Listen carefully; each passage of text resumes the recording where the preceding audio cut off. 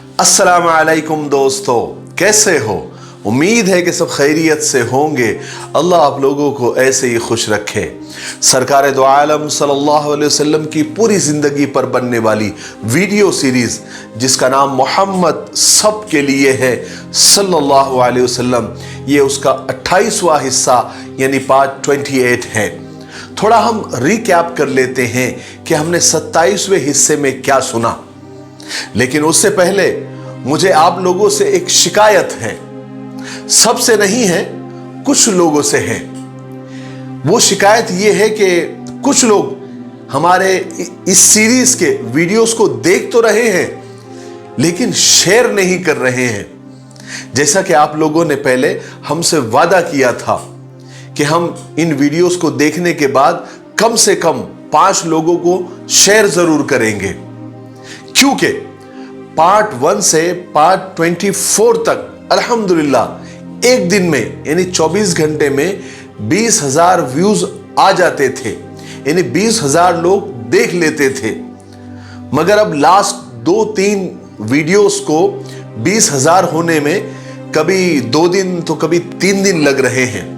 तो बराए मेहरबानी प्लीज आप लोगों से गुजारिश है कि आप इन वीडियोस को देखने के बाद 5 लोगों को शेयर जरूर करें। अगर ज्यादा हो सकता है तो बहुत बड़ी बात है, ये आपके लिए सवाब जारिया है, इसलिए आप ऐसा जरूर करेंगे। मुझे ये अल्लाह से और आप लोगों से पूरी उम्मीद है। दूसरी एक बात आप लोगों को बतानी है कि मुझे कहीं से एक फोन आया, उस बंदे ने बड़ी अजीब बात मुझसे कही। मैं तो सच में हैरान हो गया कि कैसे कैसे लोग अल्लाह ने इस दुनिया में पैदा फरमाए हैं। कहने लगा कि मौलाना आपकी जो ये सीरीज है मोहम्मद सब के लिए सल्लल्लाहु अलैहि वसल्लम, मैं सारे वीडियोस को देख रहा हूं और मैं आपको बताऊं कि मुझे बहुत मजा आया।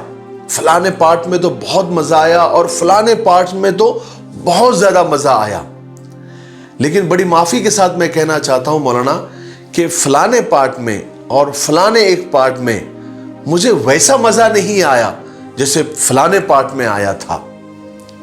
मुझे इतनी हैरत हुई, मैंने उससे कहा भाई ये हुजूर की सीरत बयान की जा रही है, हुजूर की तकलीफों से भरी जिंदगी बयान की जा रही है, सहाबा की तकलीफें, हुजूर की मुसीबतें जो उन्होंने दीन के खातिर उठाई है।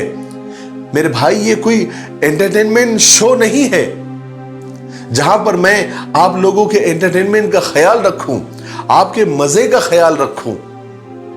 मेरे भाइयों बहनों, आपको पता है मुझे एक वीडियो बनाने के लिए 15 से 17 मिनट का या 20 मिनट का वीडियो बनाने के लिए कम से कम 6 से 7 घंटे लग जाते हैं। मैं सब काम छोड़कर अल्लाह के लिए, मेरे लिए और आप लोगों के लिए बड़ी शिद्दत के साथ मैं इस काम को कर रहा हूं। आपको सिर्फ सुनना है, समझना है, एहसास करना है, अमल करना है और इसको ज्यादा से ज्यादा लोगों तक पहुंचाना है, शेयर करना है। हम तो सिर्फ इतना चाहते हैं कि हमारी ये मेहनत और हमारे नबी पाक सल्लल्लाहु अलैहि वसल्लम की ये सीरत ज्यादा से ज्यादा लोगों तक पहुंचे और ये काम आप लोग ही कर सकते हैं। इसलिए दोबारा इस बात का अज़्म करें, इरादा करें कि आप इन वीडियोस को ज्यादा से ज्यादा लोगों तक पहुंचाएंगे और ज्यादा से ज्यादा इसको शेयर करेंगे और इन वीडियोस में आप अपने मजे को और एंटरटेनमेंट को तलाश न करें, बराए मेहरबानी। और शेयर करें इसलिए कि एक शेयर की वजह से पता नहीं किसकी जिंदगी पलट जाए और हमारे नजात के लिए काफी हो जाए। चलिए आगे बढ़ते हैं। हमने 27वें हिस्से में सुना कि किस तरह एक नई साजिश करके मक्का वालों ने सारे ईमान वालों को एक घाटी में कैद कर दिया और सोशल बायकाट कर दिया। इस घाटी में आप सल्लल्लाहु अलैहि वसल्लम ने, सहाबा ने, आपके खानदान वालों ने बहुत ज्यादा तकलीफें उठाई, भूख और प्यास को बर्दाश्त किया, फाके से रहे, पेट पर पत्थरों को बांधा। मक्का वालों ने ईमान वालों को दाने दाने को तरसा दिया। इस तरह बायकाट को 3 साल बीत गए, क्योंकि वो जो ऐलान नामा था, वो अहदनामा, वो एग्रीमेंट जिसमें सब ने दस्तखत की थी, सब ने गवाही दी थी, बड़े बड़े सरदारों ने कसम खाई थी, वो अभी तक काबे में यानी खाने काबा में लटका हुआ था। इसलिए जब तक वो अहदनामा, वो एग्रीमेंट वहां लटका हुआ था, कोई चाह कर भी इस बायकाट को खत्म नहीं कर सकता था। चलिए अब आगे सुनते हैं। जब इस बायकाट को पूरे 3 साल बीत गए, एक दिन रसूल पाक सल्लल्लाहु अलैहि वसल्लम अचानक अपने चचा अबू तालिब के पास आए और कहा कि चचा, वो जो अहदनामा है यानी वो जो एग्रीमेंट है जिसमें सबने कस्में खाई है और गवाही दी है और उसमें पूरी दास्तान हमारे बायकाट की लिखी हुई है, मैं आपको बता रहा हूं कि उस अहदनामे को दीमक ने चाट लिया है, यानी उसके सब अल्फाजों को दीमक ने चाट लिया है। जितने भी जुल्म के और शिर्क के जितने भी अल्फाज थे उस पर सबको दीमक ने साफ कर लिया है। सिर्फ खुदा का नाम यानी बिस्मिकल्लाहुम्मा, खुदा के नाम से शुरू करता हूं, ये उस पर लिखा हुआ था, सिर्फ वो बाकी रह गया है, बाकी सब साफ हो गया है। चचा अबू तालिब को ये बात सुनकर बड़ी हैरत हुई, मगर वो अपने भतीजे रसूल पाक सल्लल्लाहु अलैहि वसल्लम पर पूरा भरोसा रखते थे। वो जानते थे कि मेरा भतीजा कभी झूठ नहीं बोलता, इसलिए चचा अबू तालिब को यकीन हो गया कि जरूर ये खबर अल्लाह तबारक व तआला ने अपने नबी यानी रसूल पाक सल्लल्लाहु अलैहि वसल्लम को दी है। वो फौरन अपने चंद हाशमियों को साथ लेकर मस्जिद हराम में पहुंचे। वहां पर कुरैश के सरदार बैठे हुए थे। इन लोगों को आता हुआ देखकर वो समझे कि हाँ, अब इनकी मुसीबतें अब इनको बर्दाश्त नहीं हो रही है। अब ये सब मुसीबतों से और बायकाट से घबरा कर माफी मांगने आ रहे हैं। चचा अबू तालिब ने आते ही कहा कि ए कुरैश के लोगों, मेरे भतीजे ने यानी रसूल अल्लाह सल्लल्लाहु अलैहि वसल्लम ने एक ऐसी खबर सुनाई है कि तुम सब सुनकर हैरान हो जाओगे। वो खबर यह है कि जो अहदनामा, जो एग्रीमेंट काबे के ऊपर लटका हुआ है ना, उसके सारे अल्फाजों को, सारे वर्ड्स को दीमक ने चाट लिया है, सिर्फ अल्लाह का नाम बाकी है। और तुम भी जानते हो, मैं भी जानता हूं, सारा मक्का, सारा अरब जानता है कि मेरा भतीजा यानी अल्लाह का रसूल, उसने कभी भी झूठ नहीं कहा। उसकी जबान से जो भी बात निकली है वो सच ही निकली है। इसलिए आज फैसला हो जाए, तुम वो अहदनामा उतार कर देखो कि मेरे भतीजे ने जो बात कही है वो सही है या नहीं। उसके सारे अल्फाज को दीमक ने चाट लिया है। अगर देखो, अगर मेरे भतीजे मोहम्मद की बात सच निकलती है, अगर सच में दीमक ने सारे अल्फाजों को साफ कर दिया है, तो तुमको ये जुल्म सितम, ये बायकाट आज खत्म करना होगा। और अगर मेरे भतीजे की बात गलत निकली तो फिर उसको मैं तुम्हारे हवाले कर दूंगा। चाहे तो तुम उसे कत्ल कर दो, चाहे तो जिंदा रखो। चचा अबू तालिब की ये शर्त सुनकर तो कुरैश बहुत खुश हो गए। उन्होंने कहा कि बिल्कुल डन, तय है, ये शर्त पक्की, क्योंकि कुरैश के ख्याल में ये बात नामुमकिन थी, इम्पॉसिबल थी कि जो तहरीर ऊपर लटकी हुई, जो अहदनामा एग्रीमेंट ऊपर लटका हुआ था, उसकी सारी लिखावट मिट जाए और सारी तहरीर मिट जाए और सिर्फ खुदा का नाम बाकी रह जाए। ऐसा कभी नहीं हो सकता। इसलिए उन्होंने अबू तालिब की इस शर्त को डन किया और इसको तय किया और जल्दी से जाकर वो तहरीर को, वो अहदनामा को उतार कर लेकर आए। जब लाकर देखा तो सारे कुरैश के एकदम मुंह लटक गए, क्योंकि सच में वो पूरी तहरीर, वो पूरी लिखावट अल्लाह के नाम के अलावा सब कुछ मिट गया था। अब कुरैश लाजवाब हो चुके थे। इस तरह ये जुल्म, ये बायकाट नबूवत के 10वें साल यानी टोटल 3 साल के बाद ये खत्म हुआ। कुरैश ने वो अहदनामा, वो एग्रीमेंट फाड़ कर फेंक दिया اور رسول پاک صلی اللہ علیہ وسلم اور آپ کے ساتھی اور آپ کے حمایتی، آپ کے سپورٹر اس گھاٹی سے باہر نکل سکے، اور پھر رسول پاک صلی اللہ علیہ وسلم نے اپنی دین کی تبلیغ کا کام پھر سے شروع فرما دیا۔ اور اس طرح رسول پاک صلی اللہ علیہ وسلم کو اس بائیکاٹ کی سختی اور مشقت سے رہائی نصیب ہو گئی۔ لیکن دوسری سختی، دوسری مشقت، دوسرا سب سے بڑا غم اور مصیبت آپ کا انتظار کر ہی رہی تھی۔ دنیا کے سب سے پیارے چچا، سب سے بڑے حمایتی، سب سے بڑے سپورٹر اور مکہ والوں اور آپ کے بیچ سب سے بڑی دیوار چچا ابو طالب اچانک بیمار پڑ گئے۔ چونکہ چچا ابو طالب کافی بوڑھے ہو گئے تھے اور ان ساری مصیبتوں کی وجہ سے اور اس بائیکاٹ کی وجہ سے وہ اور بھی نڈھال ہو گئے تھے۔ بوڑھی اور کمزور ہڈیاں آخر کب تک غم کا بوجھ اٹھا سکتی تھی؟ آپ سخت بیمار پڑ گئے اور بیماری آپ کی بڑھتی چلی گئی، اور موت بڑھاپے کے اونٹ سے آپ کو جھانکنے لگی۔ سانس کی ڈور اتنی کمزور ہو گئی کہ بس ایک جھٹکے کی دیر تھی۔ دنیا میں ہر بیماری کا علاج ہے نا، لیکن موت کا نہیں۔ اس منزل پر آ کر ہر کوئی مجبور ہو جاتا ہے، کیا امیر، کیا غریب، کیا طاقتور، کیا کمزور، کیا عالم، کیا جاہل، موت سب کے ساتھ ایک جیسا ہی معاملہ کرتی ہے۔ یہ خبر جب قریش والوں کو ملی کہ ابو طالب اب آخری وقت میں ہے، نزا کی ہچکیاں ان کو لگی ہوئی ہے، تو سب مل کر سب نے سوچا کہ جا کر ابو طالب سے ملتے ہیں اور آخری وقت میں ان سے کہتے ہیں کہ آپ جاتے جاتے محمد اور ہمارے درمیان کے جھگڑے کو ختم کر کے جائے، ایسا کوئی فیصلہ کر دے کہ ہمارے درمیان کا یہ جو تنازع ہے، یہ جھگڑا ہے، یہ ختم ہو جائے۔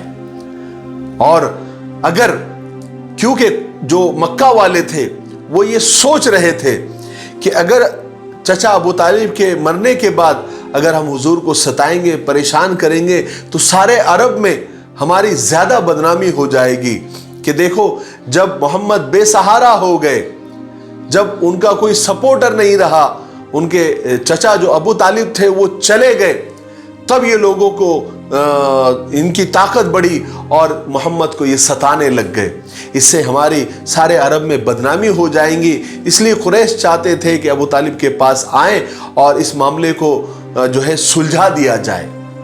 غرض کے کچھ لوگ ابو طالب کے پاس پہنچ گئے۔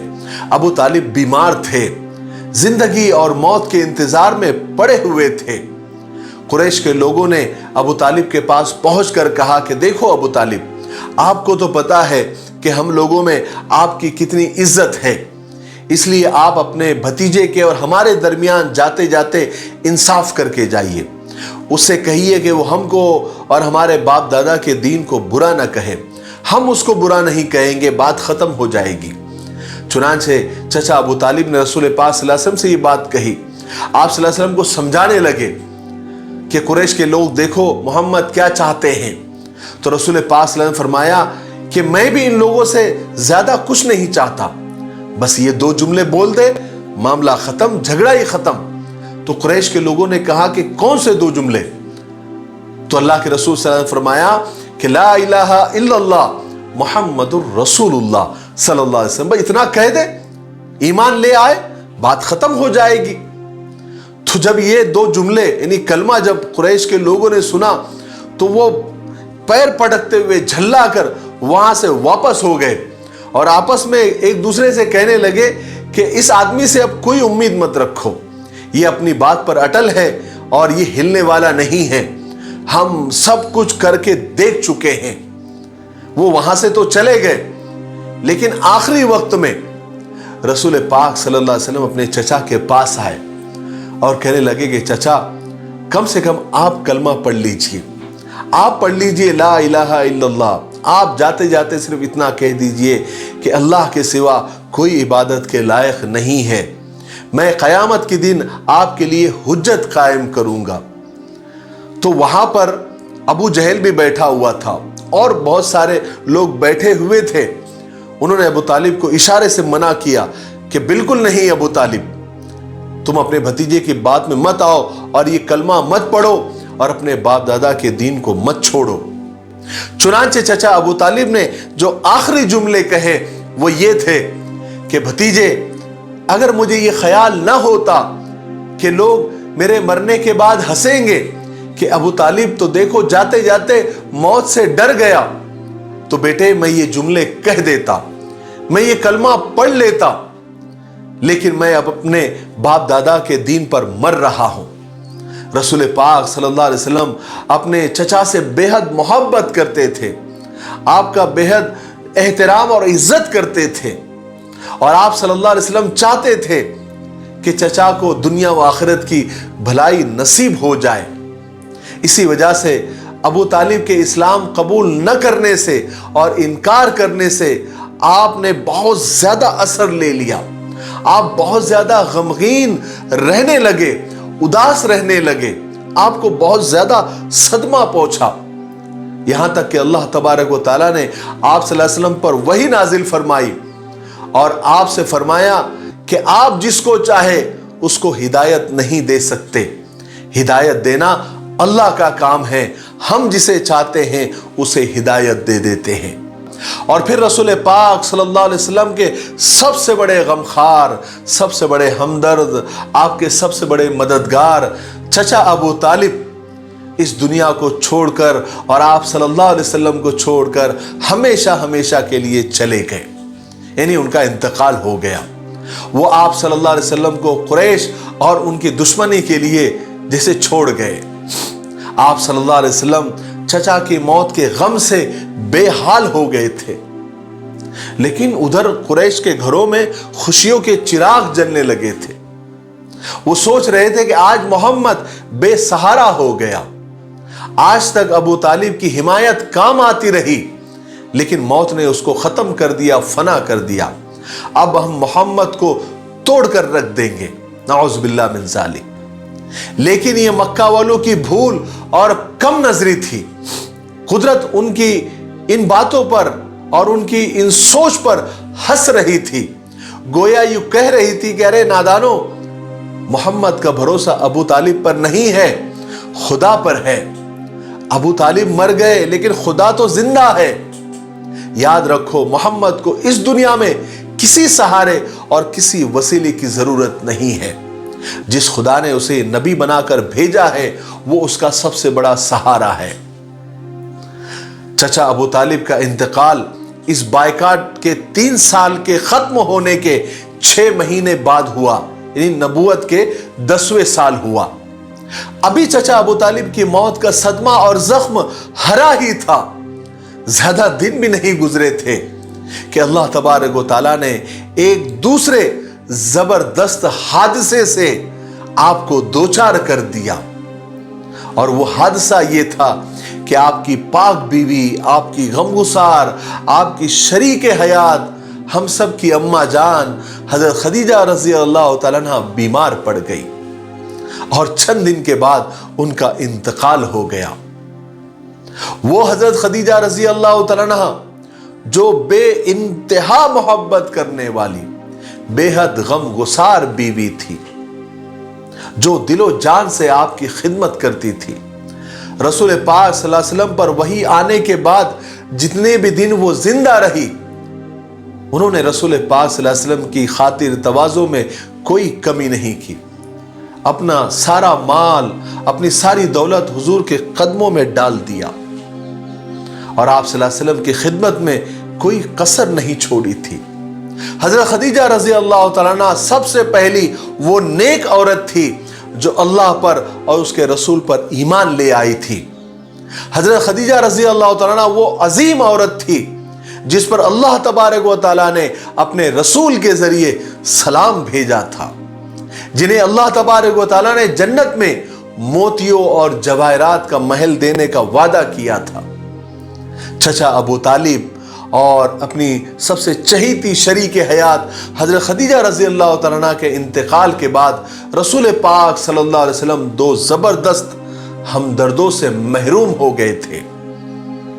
حضرت خدیجہ کا انتقال ایک روایت کے مطابق چچا ابو طالب کے 2 مہینے بعد اور دوسری روایت کے مطابق چچا ابو طالب کے انتقال کے صرف 3 دن کے بعد آپ کا انتقال ہو گیا تھا، اور یہ انتقال نبوت کے 10ویں سال رمضان میں ہوا تھا۔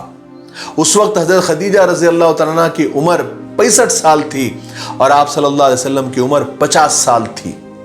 اس لیے نبوت کے 10ویں سال کو عام الحزن یعنی غم کا سال کہا جاتا ہے، اور اسی نام سے اس کو یاد کیا جاتا ہے کیونکہ اسی سال غموں کے 2 بڑے بڑے پہاڑ ہمارے نبی پاک صلی اللہ علیہ وسلم پر گرے تھے۔